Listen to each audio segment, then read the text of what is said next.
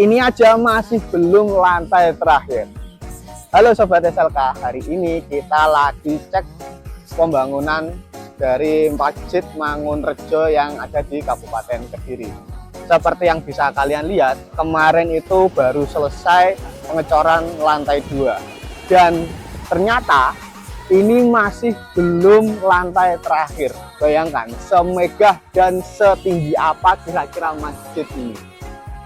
Buat kamu yang pengen tahu progres apa yang lagi dikerjakan saat ini, yuk terus tonton video ini sampai selesai.